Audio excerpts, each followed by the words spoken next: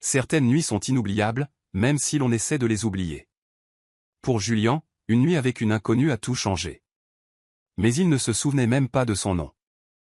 C'était le 32e anniversaire de Julian Ashford. La salle de bal était immense. Les lustres scintillaient. Tout le monde était habillé comme des rois. La musique jouait. Les appareils photo crépitaient. C'était le genre de fête que les gens riches organisent juste pour se sentir vivants. Mais Julian ne se sentait pas vivant. Il se tenait près du bar, tenant une coupe de champagne qu'il n'avait pas envie de boire. Les gens riaient autour de lui, mais tout cela sonnait faux. Il était fatigué.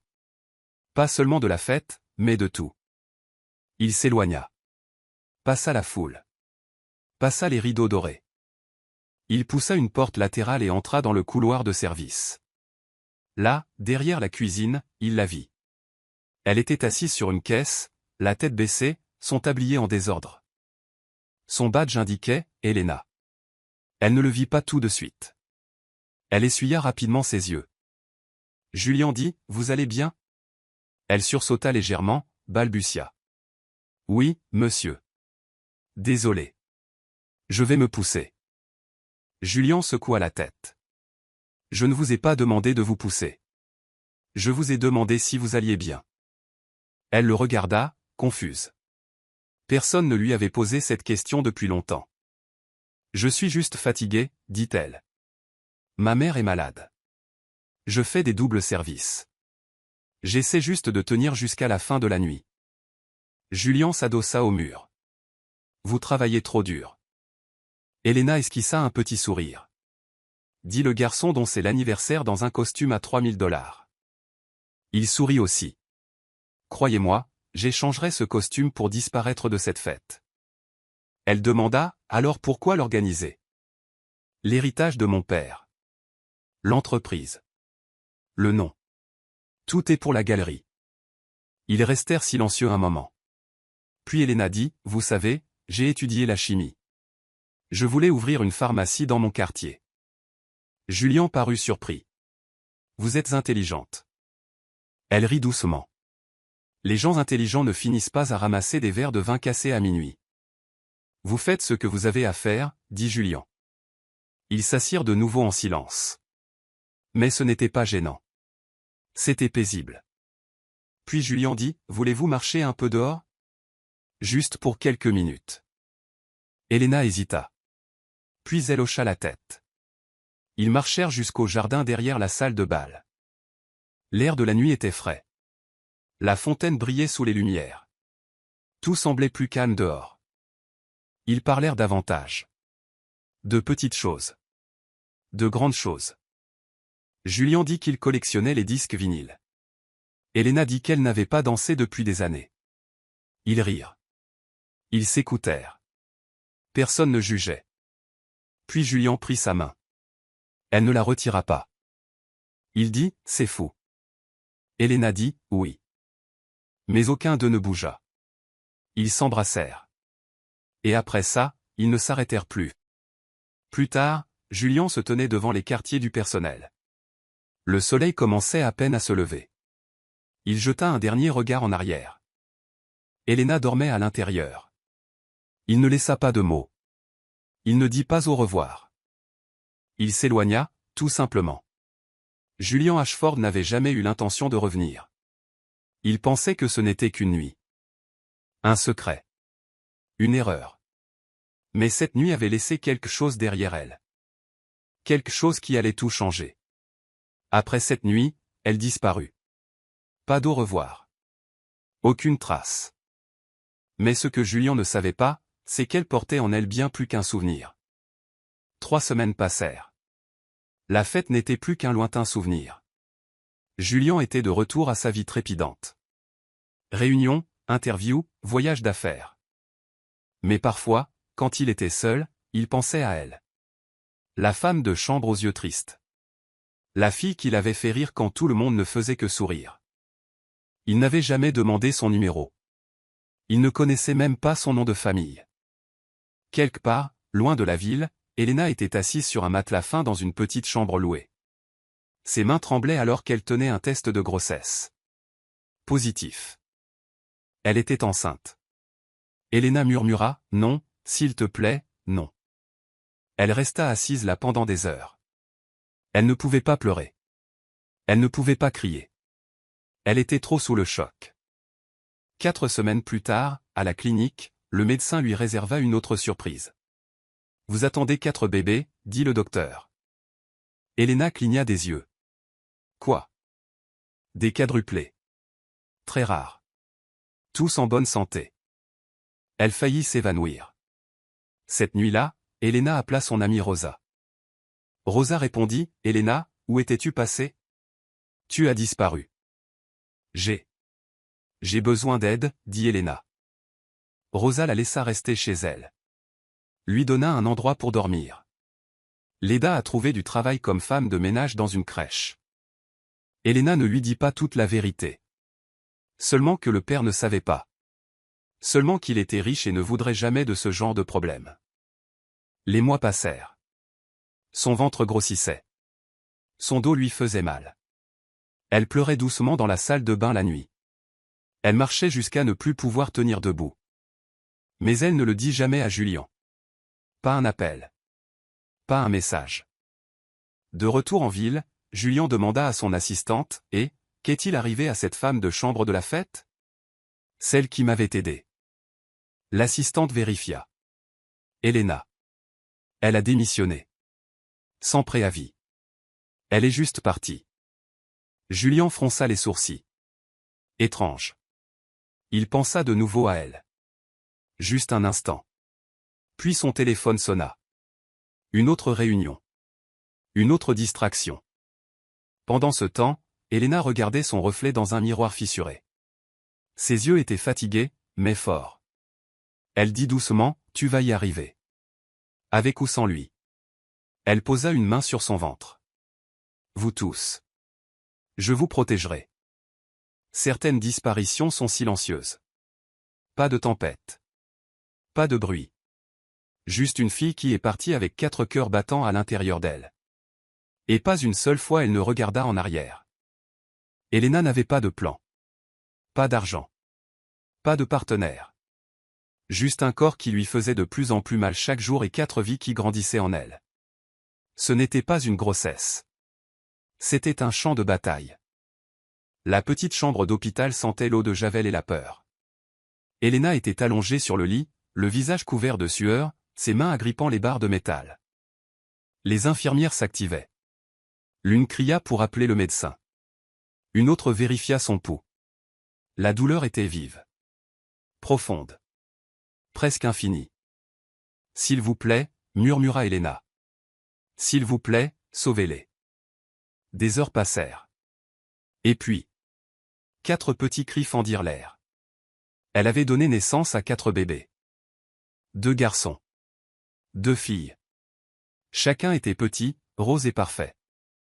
Elena pleura, non de douleur, mais parce qu'ils étaient réels. Vivants. Ils respiraient. Terra. Sol. Luna. Ciel. Elle leur donna les noms de la terre, du soleil, de la lune et du ciel, parce qu'ils étaient désormais son monde entier. Mais la joie fut de courte durée. La facture de l'hôpital était plus élevée que tout ce qu'elle avait jamais vu. Rosa emprunta de l'argent à des amis, mais ce n'était pas assez. Elles emménagèrent dans un studio, à peine assez grand pour une personne, encore moins pour 5. Elena dormait par terre. Les bébés dormaient dans des tiroirs avec des couvertures. Les biberons étaient lavés à l'eau froide. Les couches étaient réutilisées jusqu'à ce qu'elles tombent en lambeaux. Une nuit, Ciel eut de la fièvre. Dangereux. Elena n'attendit pas. Elle l'enveloppa dans une couverture et courut pieds nus jusqu'à l'hôpital, à 4 pâtés de maison de là. Ses pieds saignaient. Ses poumons la brûlaient. Mais elle ne s'arrêta pas. Au bureau des urgences, l'infirmière dit, « Avez-vous une assurance ?» Elena secoua la tête, à bout de souffle. « S'il vous plaît, aidez-le. » L'infirmière hésita, puis prit le bébé. Ils le gardèrent pour la nuit. Elena s'assit dans le couloir, attendant. Ses yeux fixaient le plafond. Sa chemise était tachée de sueur et de lait maternel. Son corps lui faisait mal. Mais elle resta éveillée toute la nuit, parce que personne d'autre ne le ferait. Le lendemain, une assistante sociale vint. Elle toisa Elena de la tête aux pieds. « Vous élevez 4 enfants seuls ?» demanda-t-elle. Elena hocha la tête. « Où est le père ?» Elena resta silencieuse. « Avez-vous un revenu stable ?»« Je nettoie une crèche. À temps partiel. » La femme griffonna sur un presse-papier. « Je dois faire une visite à domicile. » Le cœur d'Elena se serra. De retour à la maison, elle serra ses 4 bébés contre elle. Elle murmura, « Personne ne vous prendra à moi. » Le temps passa. Les bébés grandissaient. Lentement. Bruyamment. Magnifiquement. Ils apprirent à s'asseoir. Puis à ramper. Puis à crier. Chaque matin était un chaos. Elena nourrissait seule tout en faisant faire son roi à Luna, berçait Ciel sur sa hanche et empêchait Terra de mâcher les câbles électriques. Elle riait. Elle pleurait. Parfois les deux en même temps. Elle cessa de se regarder dans les miroirs. Cessa de penser à ses rêves. Cessa de se souvenir de la fête. Cessa de se demander ce qu'il était advenu de Julien. Mais certaines nuits, quand les 4 dormaient, elle s'asseyait près de la fenêtre et se murmurait à elle-même, « Il ne sait même pas qu'ils existent. » Et son cœur se brisait à nouveau. Un jour, à la crèche où elle nettoyait, elle entendit une mère dire, « Je n'arrive même pas à gérer un seul bambin. Comment font les gens avec plus ?» Elena sourit doucement et continua de frotter le sol. Plus tard dans la journée, en rentrant à la maison avec des courses dans une main et 2 bébés dans une poussette empruntée, il se mit à pleuvoir. Elle ne courut pas. Elle ne pouvait pas. Alors elle marcha, trempée, fatiguée, frigorifiée, les sacs lui glissant des doigts. Sol éternua. Luna pleura. Terra rit. Ciel dormait à poings fermés. Et Elena continua simplement de marcher. Cette nuit-là, Rosa la trouva en train de sécher des chaussettes sur le poêle. « Elena, dit-elle, tu as besoin d'aide. »« J'ai de l'aide, répondit Elena. Je les ai. » Mais même Rosa le savait. Elena était en train de craquer. 3 semaines plus tard, l'assistante sociale revint. Les bébés étaient propres. La chambre était rangée. Elena portait du maquillage pour la première fois depuis des mois. La femme regarda autour d'elle. Prit des notes. Puis demanda, « Êtes-vous sûr que leur père ne veut pas être impliqué ?» Elena força un sourire. « Il ne se souvient même pas de mon nom. » La femme hocha la tête. Puis elle partit. Elena s'effondra sur le sol. Les bébés rampèrent sur elle. Luna lui mit les doigts dans la bouche. Sol lui tira les cheveux. Terra gloussa. Ciel tendit la main vers son visage et lui toucha la joue. C'est là qu'elle se mit à pleurer. Elle ne s'arrêta pas pendant un long moment. Parfois, les personnes les plus fortes sont celles que personne ne voit. Celles qui mouchent des nez à 3 heures du matin. Celles qui tiennent des bébés en pleurs tout en retenant leurs propres larmes. Elena était l'une d'entre elles. Une mère de 4 enfants. Une fille qui n'avait rien, et pourtant tout. Julian Ashford avait tout. L'argent. Le pouvoir. Un nom de famille qui ouvrait les portes avant même qu'il ne frappe. Mais il y avait une porte qu'il ne pouvait pas ouvrir, celle qui le ramènerait à elle. 3 ans s'étaient écoulés depuis cette nuit. La fête n'était plus qu'un souvenir. Une soirée dorée et floue, cachée derrière des contrats, des échéances et des vols à travers le monde. Julian Ashford était devenu le PDG à part entière d'Ashford Maritime. Il siégeait à des réunions avec des magnats du pétrole. Il signait des contrats d'1 milliard de dollars. Il souriait dans les interviews et apparaissait sur les couvertures de magazines. Mais quand les caméras s'éteignaient, le silence revenait. Et dans le silence, il pensait toujours à elle.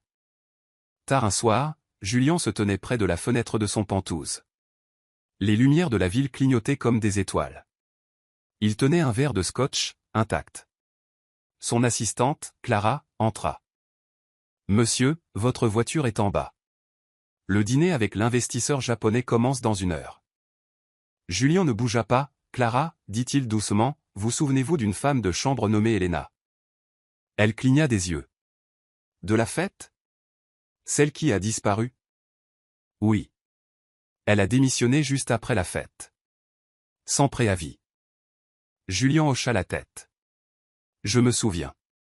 Je me demande juste ce qui lui est arrivé. Clara hésita, puis dit, je peux me renseigner si vous voulez. Julien baissa les yeux vers la rue. Non. Laissez tomber. Elle m'a probablement oublié. Mais il ne l'avait pas oublié. Loin de là. Cette nuit-là, il rêva d'elle. De la petite pièce de service. De ses yeux. De son rire. Du son de sa voix disant, on dirait 2 déceptions très chères. Il se réveilla en sueur. Il était 4 heures du matin. Il ne put se rendormir. Plus tard cette semaine-là, Julien était à un gala de charité. Un autre faux sourire. Une autre pièce silencieuse pleine de gens qui parlaient mais ne disaient jamais rien. Il sortit prendre l'air. C'est là qu'il la vit. Ou, il crut la voir. Une femme dans un long manteau. Portant un enfant. Debout de l'autre côté de la rue, attendant un bus.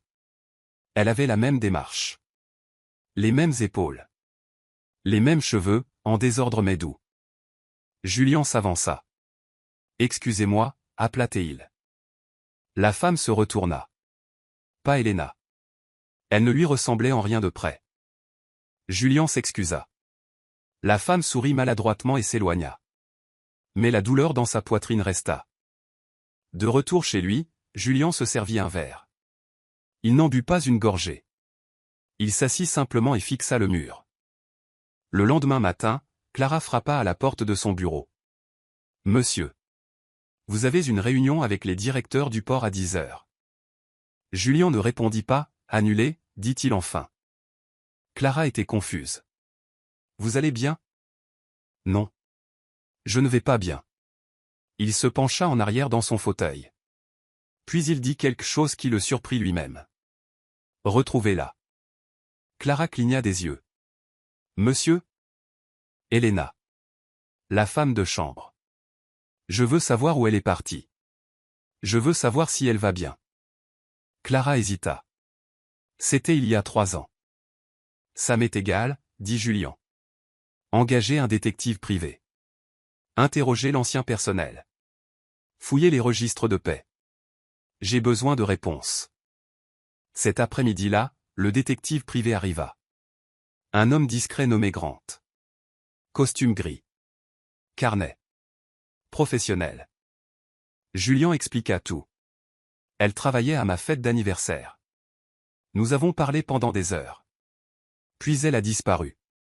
Je ne l'ai pas revue depuis. Grant prit des notes. Une idée de l'endroit où elle aurait pu aller? Non. Elle ne m'a jamais dit son nom de famille. Grant haussa un sourcil.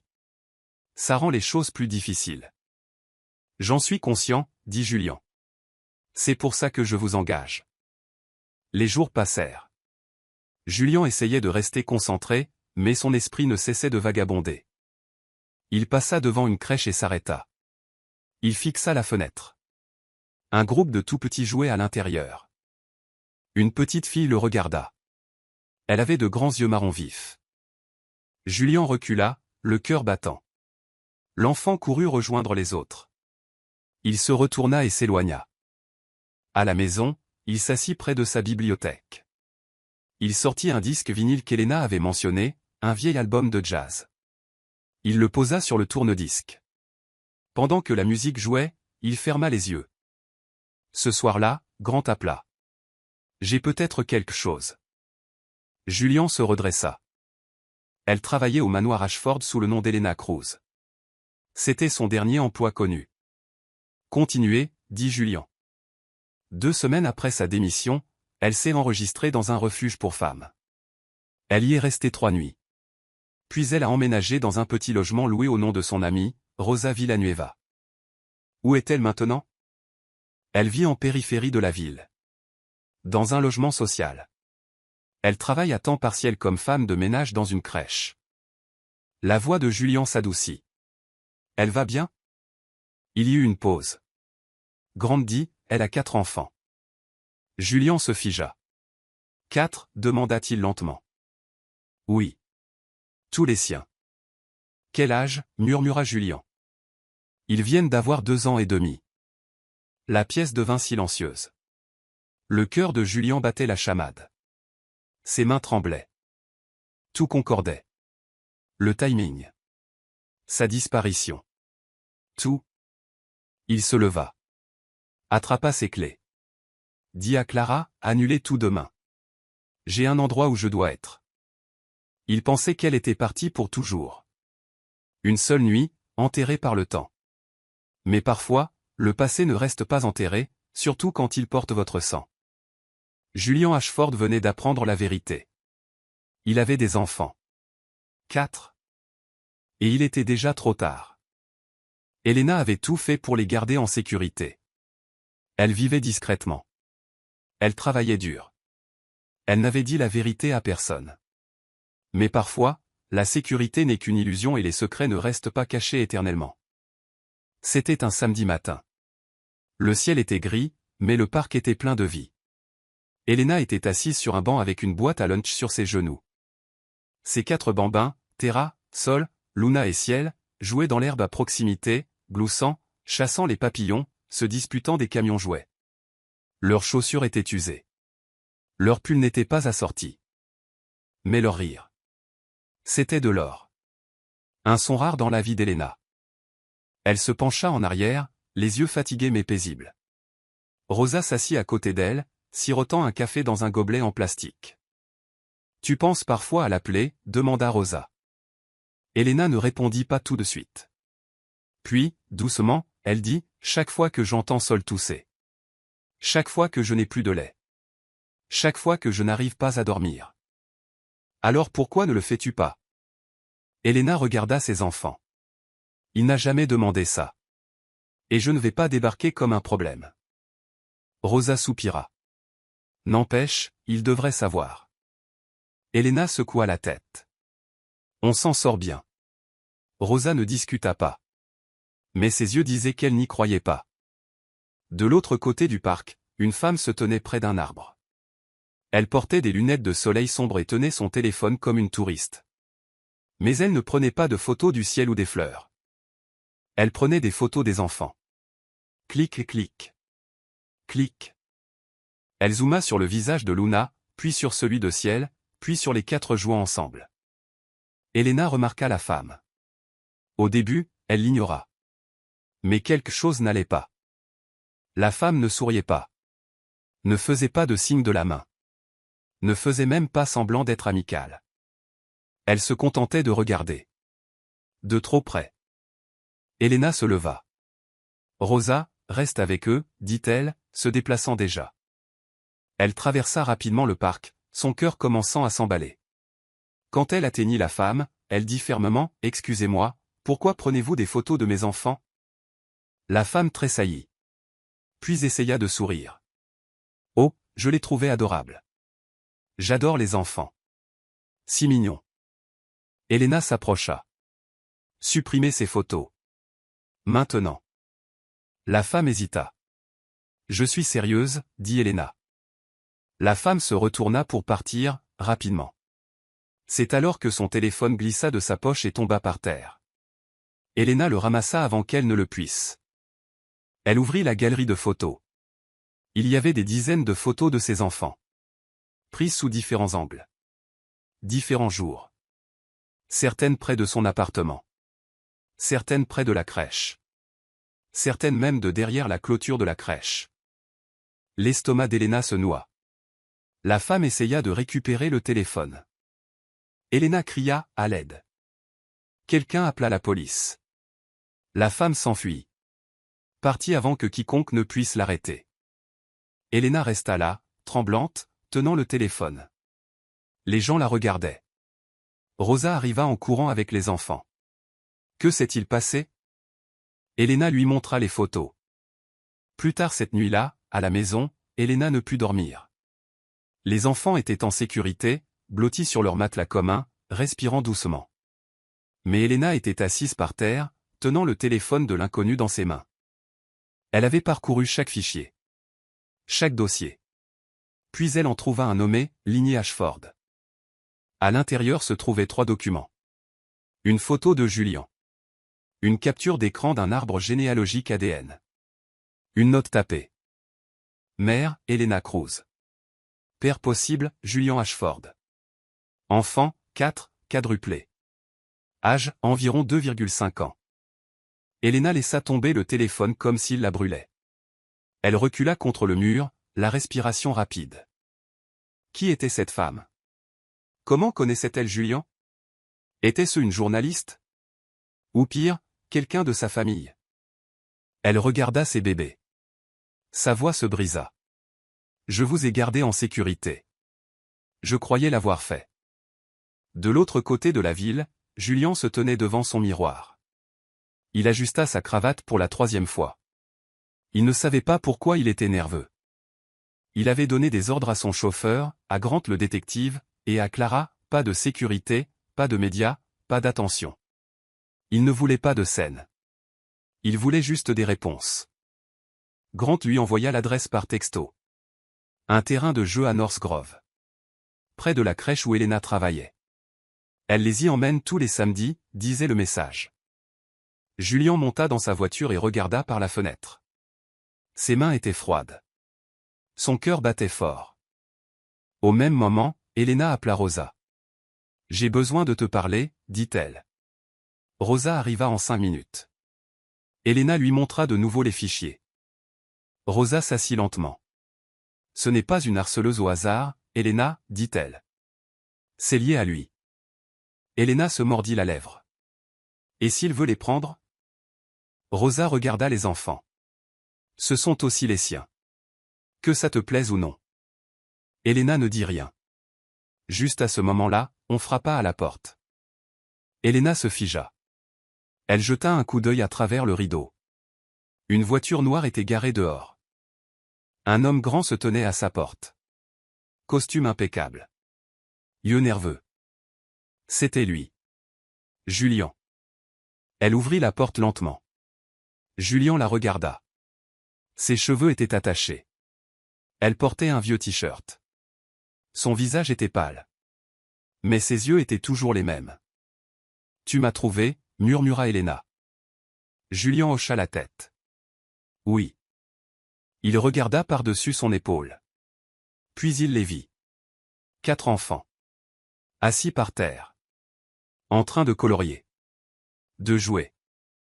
L'une d'eux leva les yeux, Luna. Ses yeux étaient les siens. La voix de Julien se cassa. « Ce sont les miens, n'est-ce pas ?» La voix d'Elena était à peine un murmure. « Oui. » Julien cligna rapidement des yeux. « Tous les 4 ?» Elle hocha la tête. « Je ne te l'ai pas dit parce que je ne pensais pas que ça t'importerait. Ou pire. Je pensais que tu les emmènerais. » Julien recula, comme si les mots l'avaient frappé de plein fouet. « Jamais je ne ferais ça. »« Tu n'en sais rien, » dit Elena. « Tu ne sais pas ce que c'est que d'élever 4 enfants avec rien. Tu ne sais pas ce que c'est que de choisir entre des couches ou le dîner. » Julien baissa les yeux. « Tu as raison. Je ne sais pas » puis il releva les yeux. « Mais je veux savoir. » Il entra lentement. Les enfants le fixèrent. L'un des garçons, Sol, s'approcha de lui. « T'es un docteur ?» demanda-t-il. Julien sourit doucement. « Non. Je crois que je suis ton papa. » Sol pencha la tête. « C'est quoi un papa ?» Julien déglutit difficilement. « C'est quelqu'un qui est là. » Il y a 3 ans, il était parti sans savoir ce qu'il laissait derrière lui. Maintenant, il se tenait face à tout ce qu'il n'avait jamais imaginé, 4 petits visages et une femme qui les avait élevés seuls. Mais au moment où il entrait, quelque chose sortit de l'ombre. Il venait à peine de rencontrer ses enfants que le sol se déroba à nouveau. Car tout le monde n'était pas heureux de voir Julian Ashford devenir père. Et tout le monde ne voulait pas que ses enfants soient en sécurité. Julien s'assit sur le canapé. Ciel dormait dans ses bras, la tête reposant sur sa poitrine. Elena était assise à proximité, les genoux ramenés contre sa poitrine. Elle était silencieuse. C'était la première fois qu'elle avait de l'aide pour tenir l'un des bébés depuis leur naissance. Elle ne dit pas merci. Pas encore. Elle ne faisait pas confiance. Julien regarda le petit appartement. Des fissures dans les murs. Un évier qui fuyait. Une pile de vêtements pliés par terre car il n'y avait pas de commode. Il s'éclaircit la gorge. « Elena, dit-il. Je dois vous aider. Tu ne me dois rien. Je leur dois tout. Elle le regarda. Ils ne savent pas qui tu es. Je sais, dit-il. Et c'est de ma faute. Luna s'approcha et tira sur la jambe de son pantalon. Julian lui sourit. Salut toi, dit-il doucement. Luna cligna des yeux. T'es notre papa maintenant? Le visage d'Elena se crispa. Julian se pencha. Si tu me laisses l'être, dit-il. Luna lui toucha le nez. Tu ressembles à Sol. Julian gloussa. Je crois que c'est lui qui me ressemble. Plus tard, Julian se tenait près de la fenêtre pendant que les enfants faisaient la sieste. Il se tourna vers Elena. Quelqu'un t'a surveillé. Elle hocha la tête. Je sais. Ils ont envoyé quelqu'un prendre des photos des enfants, dit Julian. Pourquoi? Elena hésita. Puis elle sortit le téléphone de la femme du tiroir. Regarde ça. Julian fit défiler les images, puis s'arrêta sur le fichier. Ligné Ashford. Sa mâchoire se crispa. Quelqu'un était au courant avant moi. Il sortit son téléphone et appela Grant. Retracer la femme qu'Elena a décrite, dit-il. Je pense que c'est plus profond que ce que nous pensions. De retour au siège d'Ashford, Grant examina les photos. Il en envoya une à Julian avec un nom, Claudia Ashford. Julian fixa l'écran. C'est ma tante. Elena fronça les sourcils. Ta tante? Julian hocha la tête. La sœur de mon défunt père. Elle a toujours été ambitieuse. Pourquoi s'intéresserait-elle à nos enfants? Demanda Elena. Julian expira brusquement.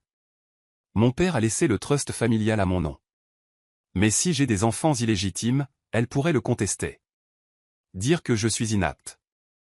Prendre le contrôle de tout. Le visage d'Elena devint pâle. Elle veut les prendre.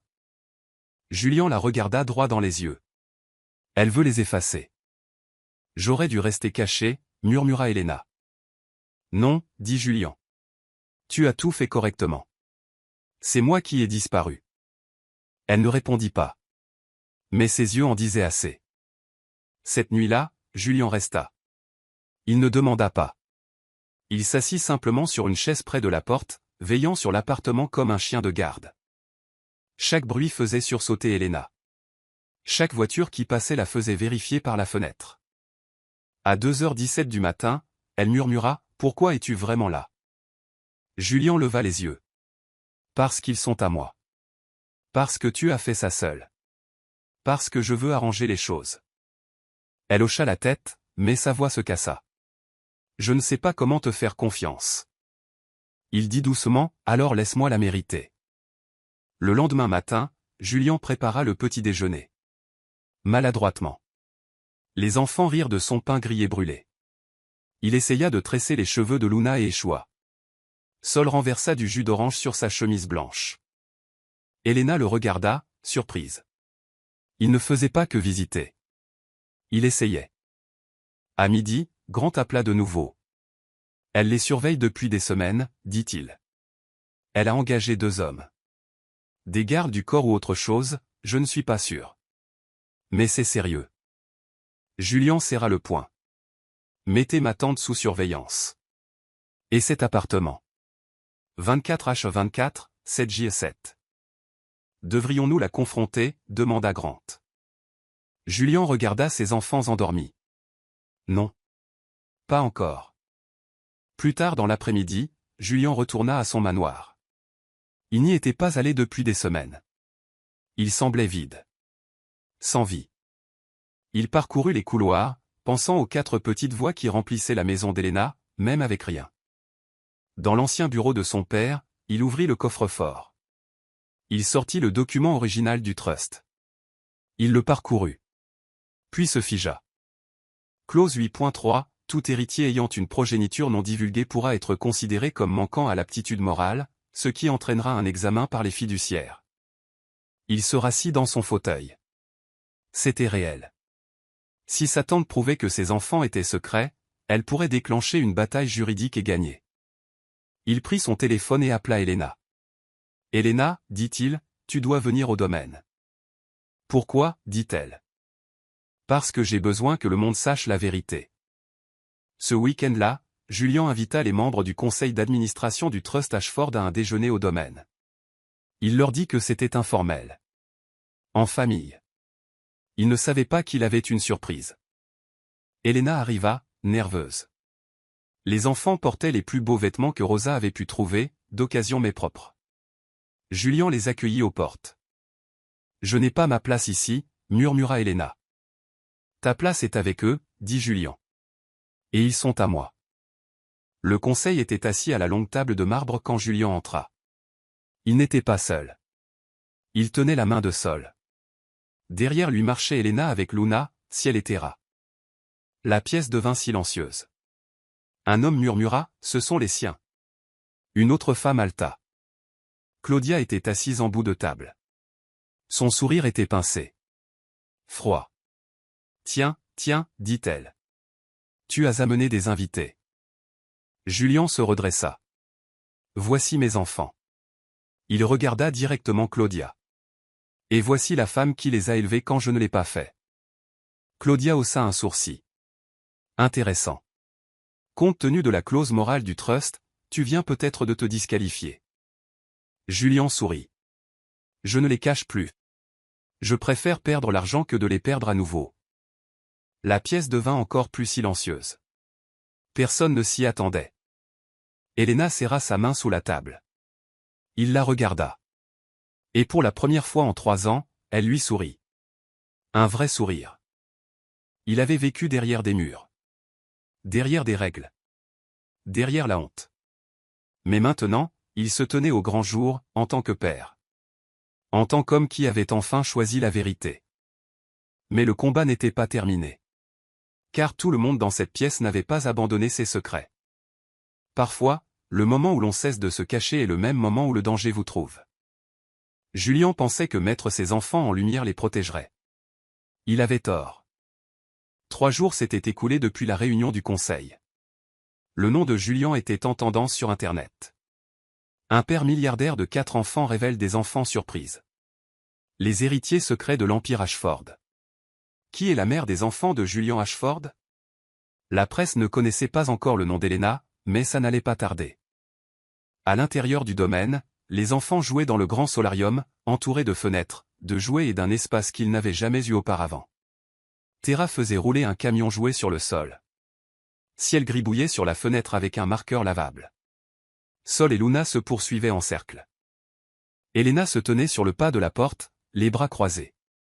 Elle n'était pas habituée au silence. Ni à la moquette douce. Ni à avoir de l'aide. Julian entra avec des briques de jus. « Ce sont de véritables petites tornades, dit-il. » Elena ne rit pas, « Julian, j'ai peur. » Il s'arrêta. « Je sais. Je ne fais pas confiance à ta tante. » Julian hocha la tête. « Moi non plus. »« Alors pourquoi sommes-nous encore ici ?» demanda Elena. « Parce que j'ai la sécurité. Des caméras. Des gardes. Tout. Ça n'a pas empêché quelqu'un de nous surveiller pendant des semaines. » Julian la regarda. Sa voix se fit plus basse. « Rien ne leur arrivera. Pas tant que je serai en vie. » Cette nuit-là, le domaine était calme. Le personnel était rentré chez lui. Les gardes étaient en poste. Les enfants avaient dîné et s'étaient endormis ensemble dans le même grand lit, ce qu'ils n'avaient jamais fait auparavant. Elena vérifia chaque serrure. Chaque porte.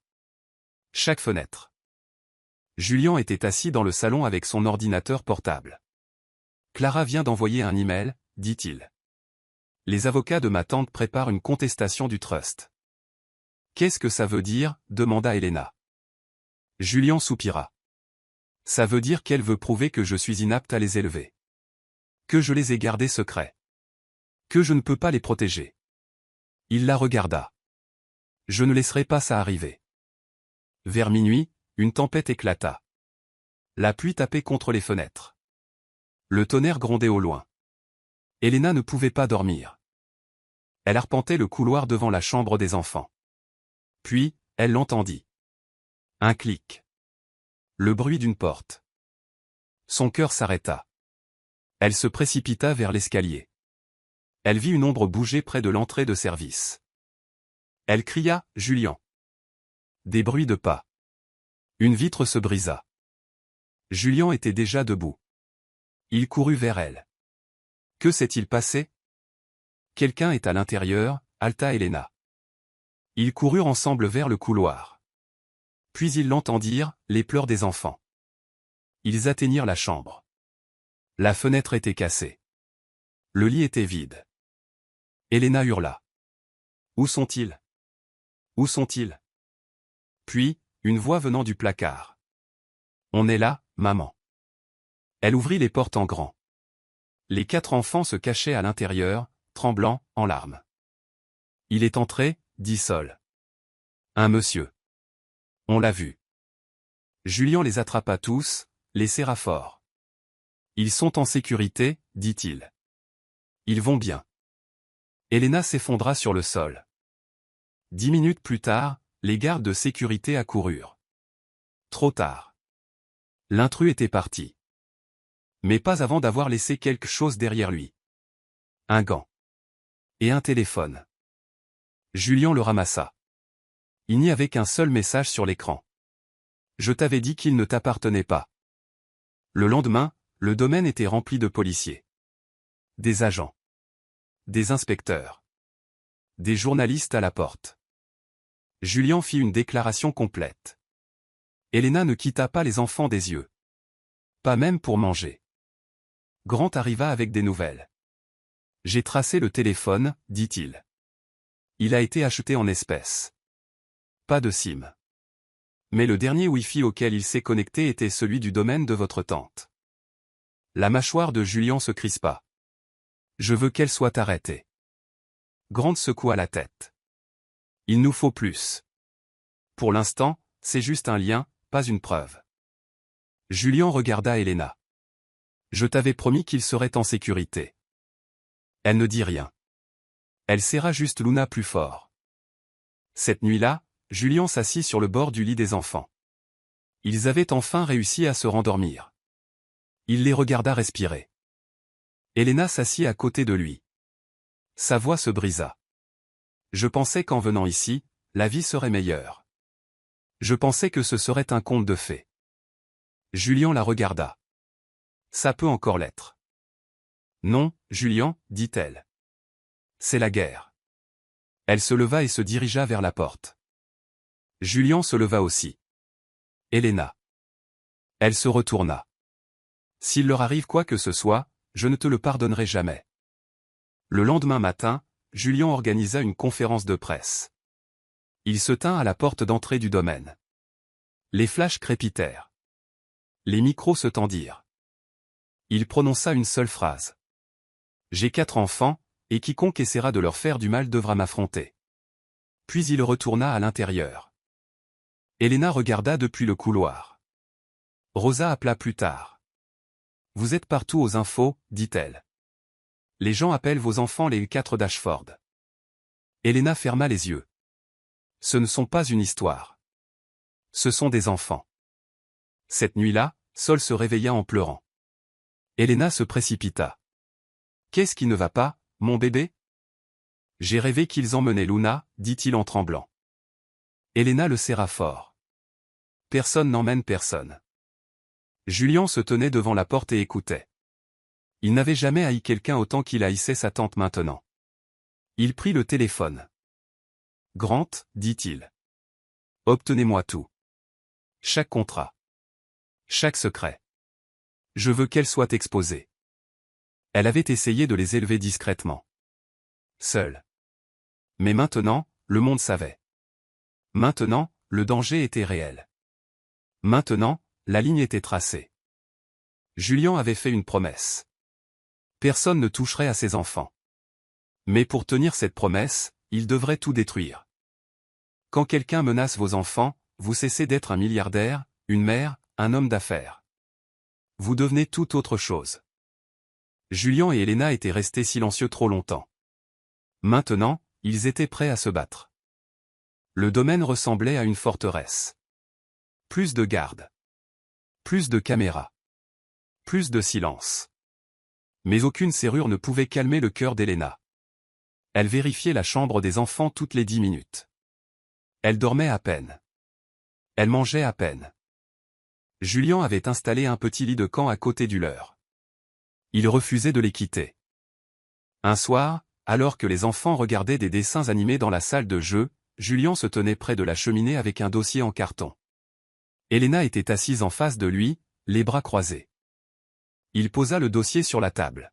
« Qu'est-ce que c'est » demanda-t-elle. « Une preuve, dit-il. Ou du moins un début. » Elena l'ouvrit lentement.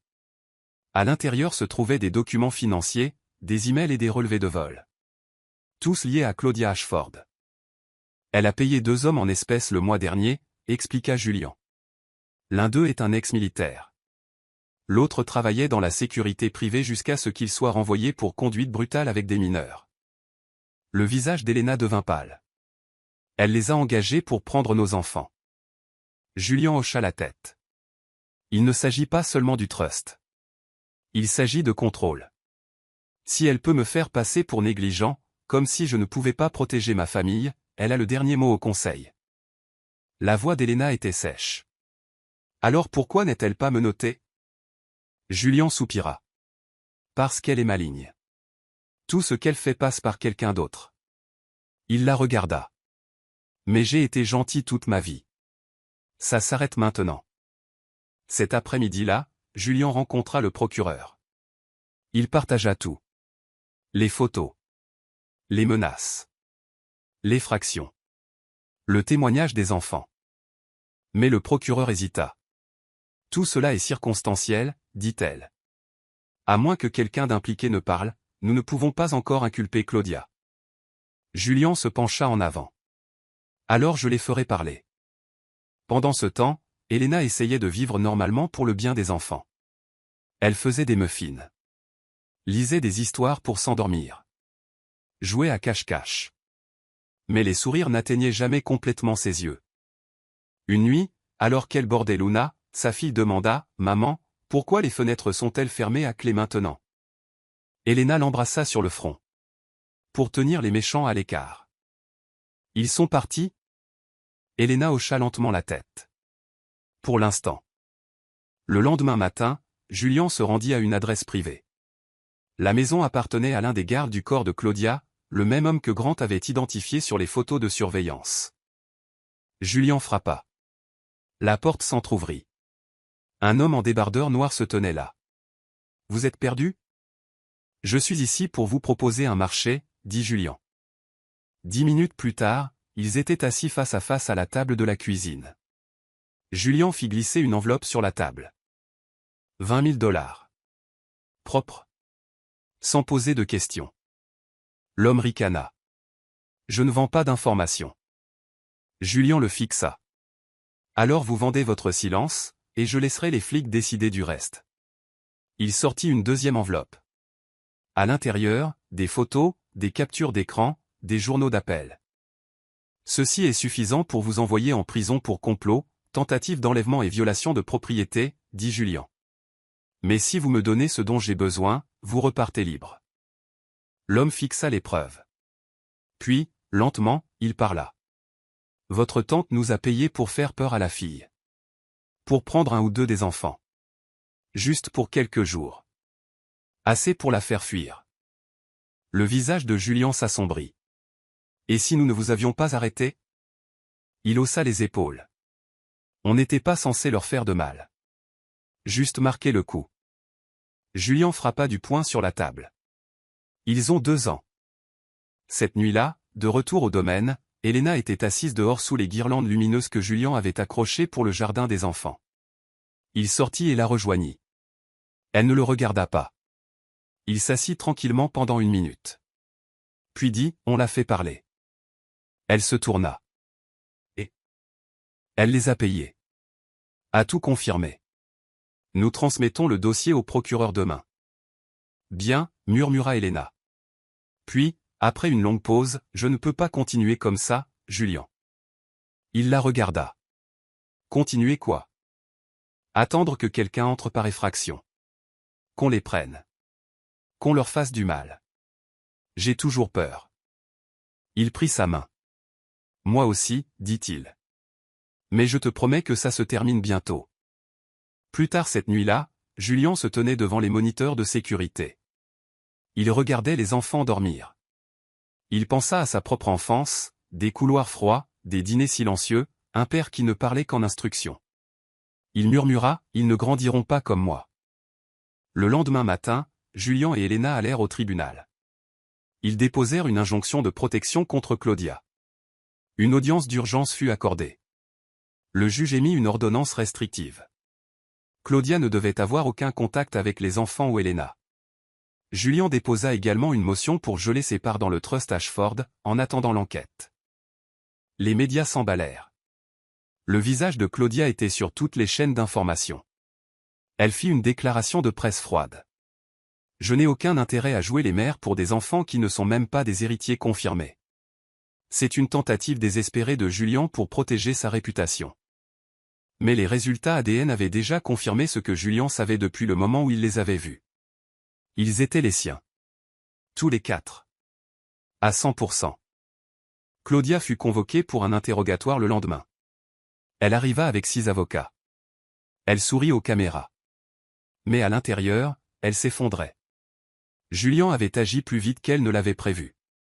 Le silence d'Elena était terminé. La presse avait choisi un camp, et ce n'était pas le sien. À la maison, les enfants dessinaient. Sol brandit un croquis au crayon. « Ça, c'est toi, maman. Ça, c'est papa. Ça, c'est notre maison. » Elena sourit doucement. « Et qu'est-ce que c'est, ça ?» demanda-t-elle en montrant une petite forme rouge. « C'est la méchante dame, dit-il. Elle est devant la porte. Mais elle ne peut pas entrer. » La gorge d'Elena se serra. « Non, mon bébé, murmura-t-elle. Elle ne peut plus entrer. Elle avait vécu dans la peur trop longtemps. Mais la peur n'élève pas les enfants. L'amour, si. » Julien et Elena avaient enfin fait ce qui devait être fait. Ils s'étaient défendus. Mais juste au moment où la poussière commençait à retomber, le passé allait frapper à nouveau. Cette fois, de l'intérieur du manoir. Ils pensaient que le danger était passé. Les gardes étaient en place. Les tribunaux étaient de leur côté. Mais ce qu'ils ne savaient pas, c'est que la trahison n'était pas seulement à l'extérieur des grilles. Elle était déjà à l'intérieur de la maison. Le manoir n'avait jamais été aussi calme. Pas de journalistes dehors. Pas d'appel téléphonique. Pas d'audience au tribunal. Juste le silence. Julien était par terre dans la salle de jeu, construisant une tour de blocs avec sol et ciel. Elena était assise sur le canapé à proximité, aidant Luna à faire ses lacets pendant que Tera dessinait une maison sur un tableau noir. Les jumelles gloussaient. La pièce était en désordre. Mais personne ne s'en souciait. Parce que cette fois, le désordre était le leur. Un désordre heureux. Jusqu'à ce que Grant appelle. Julien décrocha. « Qu'est-ce qui ne va pas ?» demanda-t-il immédiatement. La voix de Grant était tendue. « J'ai trouvé quelque chose. Quelque chose que vous devez voir. » 1 heure plus tard, Julien et Elena retrouvèrent Grant à son bureau. Sur l'écran devant eux se trouvaient des extraits de caméras de sécurité, que Julien n'avait jamais examinés auparavant. Grant lança la lecture. On y voyait la salle de jeu des enfants de la semaine précédente. Une journée tranquille. Puis, un membre du personnel entra dans la pièce. Une femme. Cheveux blonds. Vêtue d'un uniforme de femme de ménage. Elle passa devant la caméra, puis fit demi-tour. Elle se pencha sur le berceau. Murmura quelque chose à Luna. Puis elle sortit un minuscule appareil de sa poche et le glissa sous le matelas du berceau. Elena se redressa. « Qui est-ce » Julien plissa les yeux. « C'est clair. La nounou. » Elena haleta. Julien hocha la tête. « Nous l'avons engagée après la première effraction. » Grant mit la vidéo en pause. « Elle n'est pas celle qu'elle prétend être, dit-il. Sa carte d'identité est fausse. Ses références sont fausses. Elle a été engagée par une agence de placement appartenant à l'avocat de Claudia. » Elena se leva, tremblante. Elle était dans sa maison. Avec ses enfants. Julien attrapa son téléphone. Où est-elle maintenant ? Elle est partie ce matin, dit Grant. A dit que sa mère était malade. Mais son téléphone est éteint. Son appartement est vide. Elle s'est enfuie, murmura Elena. De retour au manoir, Julian et Elena fouillèrent la chambre des enfants. Ils trouvèrent l'appareil, petit, noir, clignotant doucement. Un micro. Ils vérifièrent sous les tables. Derrière les rideaux. Dans les jouets. 3 autres. Tous placés au cours du dernier mois. Les mains de Julian tremblaient. Elena attrapa son bras. Qu'est-ce qu'on fait? On lui fait croire qu'elle a gagné, dit-il. Puis on la piège. Cette nuit-là, Julian eut une réunion privée avec le procureur et un enquêteur fédéral. Il mit tout sur la table, la surveillance, la fausse identité, les micros placés, et les liens de Claudia. Le procureur fut d'accord, c'était suffisant. Il lancerait un mandat d'arrêt contre Claudia et la placerait en résidence surveillée en attendant le procès. Mais ils avaient d'abord besoin de Claire. Pendant ce temps, Elena appela Rosa. Je lui faisais confiance, dit-elle. Elle bordait mes bébés. Elle leur brossait les cheveux. Elle leur préparait leurs céréales. C'est le diable en personne, répondit Rosa. Mais tu n'es pas seule cette fois. Le lendemain matin, Claire fut repérée à l'aéroport. Elle se dirigeait vers un terminal privé, utilisant probablement l'une des relations de Claudia à l'étranger. Julian passa un seul coup de fil. L'avion ne quitta jamais la piste. Claire fut arrêtée à la porte d'embarquement. Julian et Elena étaient présents pour l'interrogatoire. Claire s'assit en face d'eux, d'abord impassible. Puis l'agent fédéral sortit les photos. Les paiements. Les extraits audio du micro dans la chambre des enfants. Le visage de Claire se décomposa. L'agent dit, si vous parlez maintenant, vous obtiendrez une peine réduite. Sinon, vous tomberez avec Claudia. Claire déglutit difficilement. Puis dit 2 mots. Ce n'était pas elle. Tout le monde se figea. Que voulez-vous dire? Demanda Julian. Claire leva lentement les yeux. Elle m'a payé, oui. Mais ce n'est pas elle qui a commencé tout ça. Julian plissa les yeux. Alors qui? Claire hésita. Puis se pencha. Votre mère. Julian sentit le sol se dérober sous ses pieds. Ma mère est morte. Claire secoua la tête. Je ne parle pas d'elle. Je veux dire. Votre belle-mère. Evelyne. Les souvenirs le frappèrent comme un train. Evelyne. Sourire froid. Main prudente. Toujours polie, mais jamais chaleureuse. Elle avait épousé son père quand Julian n'avait que 13 ans. Il ne lui avait jamais fait confiance. Et maintenant, soudain, les choses prenaient sens. La façon dont elle rendait visite aux membres du conseil. La façon dont elle était restée silencieuse pendant les batailles du Trust.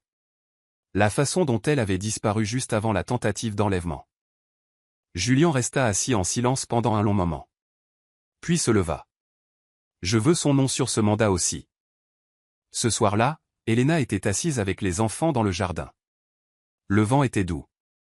Le ciel doré. Ciel était blotti sur ses genoux. Sol dormait sous un arbre. Terra et Luna jouaient avec des poupées dans l'herbe. Julian sortit. Il avait l'air fatigué. Mais lucide.